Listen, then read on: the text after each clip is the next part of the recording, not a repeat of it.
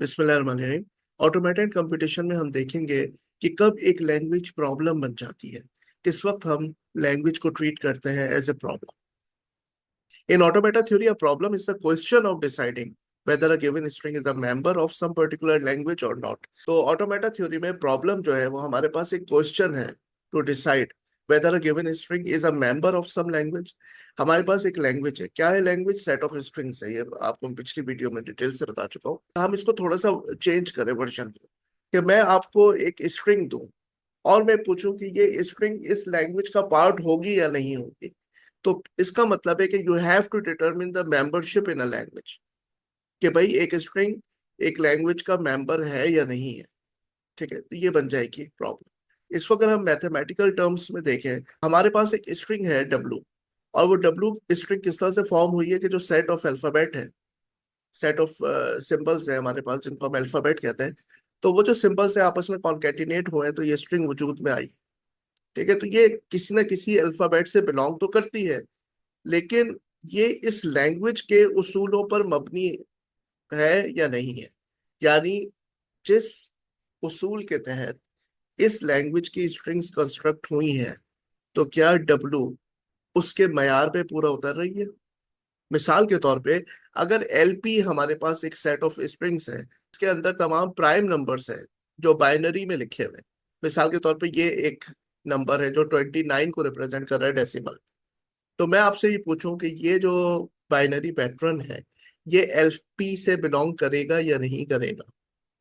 29 तो prime number है ना, तो ये जो है ये बिलोंग करेगा या नहीं करेगा। तो क्या होगा? जवाब आप हाँ या ना में कब देंगे? जब आप इस स्ट्रिंग को प्रोसेस करेंगे, आप देखेंगे भाई इसका क्या वेट है, इसका क्या वेट है, डेसिमल में ये क्या वेट बनता है। ठीक है, तो कुछ ना कुछ आप प्रोसेसिंग परफॉर्म करेंगे, कंप्यूटेशनल रिसोर्सेज को हरकत में लाएंगे, कंप्यूटेशन परफॉर्म करेंगे, और इसमें लगेगा टाइम और स्पेस, रिसोर्सेज खर्च होंगी, और फिर इसका जवाब आएगा हाँ या ना। तो लैंग्वेज एज ए प्रॉब्लम का जो कॉन्सेप्ट है वो क्या है? डिसीजन क्वेश्चन से कुछ आगे है। डिसीजन क्वेश्चन तो वो होता है जिसका जवाब हाँ या ना में होता है, is or is not the following true. इस डिसीजन क्वेश्चन से आगे बढ़कर we have to see that the problem is a request to compute or transform some input and the best way to do this task। तो हमें जो हाँ या ना का जो सिलसिला है उससे आगे बढ़कर हमें क्या करना है? कुछ कंप्यूटेशन करनी है, ट्रांसफॉर्मेशन करनी है उस इनपुट की, जिसके बारे में बताना है हमको कि ये इस लैंग्वेज का पार्ट है या नहीं है, और बेहतर तरीके से इसको परफॉर्म करने की कोशिश करना है, एफिशिएंटली परफॉर्म करने की कोशिश करना है। For example, a C language parser has given an ASCII string and asked to decide whether or not the string is a member of LC। Suppose करें कि एक सी लैंग्वेज का पार्सर है यानी सिंटैक्स एनालाइजर है, उसको आपने एस की कैरेक्टर्स की एक स्ट्रिंग दे दी है, और आपने कहा है कि भाई बताओ कि ये स्ट्रिंग जो है मेंबर है एलसी का। एलसी क्या है? The set of valid C programs. ठीक है, सी प्रोग्राम्स, जो वैलिड सी प्रोग्राम्स उनका जो सेट है ये एलसी है। तो आपने एक नई स्ट्रिंग दी है और आपने कहा है कि भाई बताओ कि ये भी इस लैंग्वेज का पार्ट बनेगा, ये स्ट्रिंग भी वैलिड सी प्रोग्राम है या नहीं है। अब क्या होगा इस सिलसिले में? इस बात का जवाब देने के लिए पार्सर हरकत में आएगा।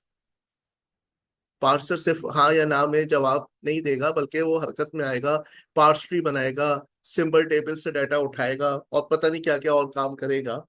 और हो सकता है कि इस हद तक जाए, whereas the compiler solves the problem by turning the program into object code. यहां तक कि कंपाइलर इस हद तक जाए कि उस प्रोग्राम को टारगेट कोड में कन्वर्ट कर दे, which is far from simply answering yes or no about the validity of a program। जो कि बहुत ज्यादा है, बहुत आगे की बात है। खाली इस स्ट्रिंग के बारे में ये कहना कि ये part of the C language है या नहीं है, इससे कहीं आगे जाके उसको ऑब्जेक्ट कोड में कन्वर्ट करके उसने पूरी तसल्ली कर ली कि हाँ ये प्रोग्राम जो है सिंटैक्टिकली सिमेंटिकली करेक्ट है, और ये कोड में कन्वर्ट भी हो रहा है, ऑब्जेक्ट कोड में मशीन लैंग्वेज में कन्वर्ट भी हो रहा है किसी प्रॉब्लम के बगैर। तो इसका मतलब है कि हमें जब ये बताना हो कि कोई स्ट्रिंग किसी लैंग्वेज का पार्ट है या नहीं, तो क्या होता है? वो एक प्रॉब्लम बन जाती है, और वो प्रॉब्लम का जवाब सिर्फ हाँ या ना में ऐसे ही नहीं होता कि बस हाँ या ना कह दिया, बल्कि उसके लिए आपको क्या करना पड़ता है, प्रोसेसिंग करनी पड़ती है, आपको कंप्यूटेशन करनी पड़ती है, आपको ट्रांसफॉर्मेशन ऑफ द इनपुट करना पड़ता है, कोई एल्गोरिथम भी रन करना पड़ सकता है, और भी कई पापड़ बेलने पड़ सकते हैं, जिसके बाद आप इसका जवाब दे सकते हैं। तो if we can prove it is hard to decide whether a given string belongs to the language LX of valid strings in programming language X, then it will not be easier to translate programs in language X to object code. अब उसी बात को हम बुनियाद रखते हुए suppose करें कि ये बहुत मुश्किल है कि हम डिसाइड कर सके कि एक स्ट्रिंग जो है वो बिलोंग करती है किसी लैंग्वेज के वैलिड प्रोग्राम्स के सेट से, बिलोंग करती है या नहीं करती, किसी हम प्रोग्रामिंग लैंग्वेज कोई भी बात कर रहे हैं, जैसे हमने सी की बात की थी पीछे, तो it will not be easier to translate programs in language X to object code. तो साथ ही फिर ये भी बहुत मुश्किल हो जाएगा कि हम प्रोग्राम्स को ऑब्जेक्ट कोड में कन्वर्ट कर सके उस language. Otherwise, we could run the translator and conclude that the input was a valid member of Alex exactly when the translator succeeded in producing object code. तो अगर आपका translator succeed हो जाता है ऑब्जेक्ट कोड तैयार करने में, तो उसी वक्त हम ये डिसीजन दे सकते हैं कि वो इनपुट भी जो है ना, वो एलेक्स का वैलिड मेंबर है। ठीक है, तो ये चीजें आपस में क्या हो गई, मरबूत हो गई ना। तो अब हम इसी चीज को कंट्राडिक्शन से इस तरह से कहेंगे कि if testing membership in L X is hard, then compiling programs is also hard. अगर ये चीज डिटरमिन करना कि मेंबरशिप बताना है किसी स्ट्रिंग की, किसी लैंग्वेज से वो बिलोंग करती है या नहीं करती, ये अगर हार्ड है, तो इसका मतलब है कि कंपाइलेशन किसी भी प्रोग्रामिंग लैंग्वेज की भी हार्ड है। ठीक है, तो हमने क्या किया कि किसी स्ट्रिंग को बताना है कि वो लैंग्वेज का पार्ट है या नहीं है, हमने इसके लिए इस चीज का ताल्लुक रख दिया कि अगर ट्रांसलेटर उसका ऑब्जेक्ट कोड तैयार कर देगा, इसका मतलब है वो string भी लैंग्वेज का पार्ट है। Nevertheless, the definition of problems as languages has stood the test of time. तो फिर प्रॉब्लम की डेफिनेशन जो है ना, वो क्या है, वो दरअसल टेस्ट ऑफ टाइम है कॉम्प्लेक्सिटी थ्योरी में। Test of time, this can be used to prove that certain problems cannot be solved in less than exponential time for their input size. तो कुछ प्रॉब्लम्स जो है वो कम से कम भी समझौता अगर करेंगी तो एक्सपोनेंशियल टाइम तक जाएंगे, जो कि जाहिर बात आपको पता है 2 raised to the power n होता है, बहुत ही कंप्यूटेशनली इंटेंसिव होता है। ठीक है, तो कुछ अगर हमें यस नो का जवाब देना है, तो उसके लिए हम जिस एल्गोरिथम पर डिपेंड कर रहे हैं वो खुद इतना कॉम्प्लेक्स है कि वो प्रोसेस जल्दी करके हमें नहीं बता रहा, तो हम भी यहाँ पे यस नो का जवाब नहीं दे सकते।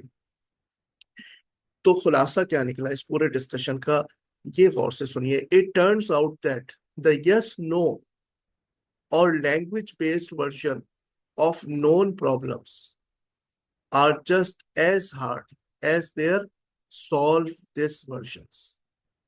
ये बड़े समझने की बात है, क्योंकि इस सेंटेंस को मैंने इस पूरे डिस्कशन के खुलासे के तौर पर आखिर में लिया है।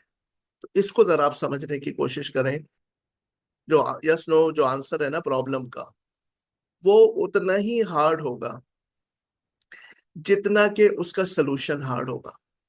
मिसाल के तौर पे, जैसे मैंने अभी पीछे आपको समझाया, एक स्ट्रिंग मैंने दी, एक प्रोग्राम दिया सी लैंग्वेज का, मुझे डिटरमिन करना है कि क्या ये प्रोग्राम इस लैंग्वेज का, सी लैंग्वेज का पार्ट है या नहीं। तो ये कैसे पता चलेगा, अगर सी लैंग्वेज का जो ट्रांसलेटर है, कंपाइलर है, वो उस प्रोग्राम को ले और उसका ऑब्जेक्ट कोड तैयार कर दे, तो इसका मतलब है कि वो प्रोग्राम उस लैंग्वेज का पार्ट तस्लीम कर लिया जाएगा।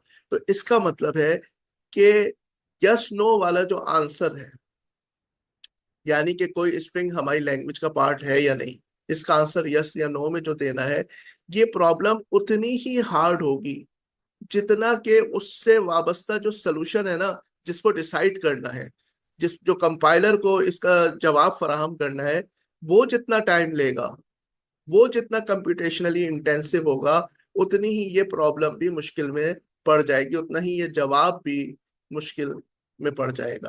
कि अगर आपके पास प्राइम नंबर्स का एक सेट है, और मैंने आपको अलग से एक नंबर दे दिया और मैंने कहा अब बताओ भाई ये इस लैंग्वेज में आएगा कि नहीं आएगा, तो आपको कुछ प्रोसेसिंग करनी होगी उस इनपुट पर, कोई एल्गोरिथम रन करना होगा।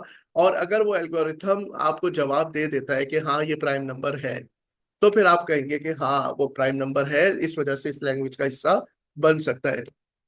अब अगर वो एल्गोरिथम जो है वो एक्सपोनेंशियल टाइम लेता है, तो जैसे जैसे इनपुट साइज बढ़ेगा तो वो हमारे फिर बाहर हो जाएगा रिसोर्सेज से, ठीक है ना। वो बहुत ज्यादा कंप्यूटेशनली इंटेंसिव है, हम उस पर भरोसा नहीं कर सकते।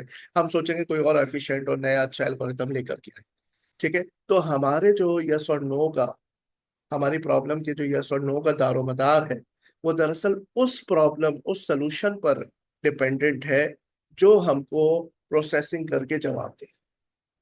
ठीक है। Thank you very much.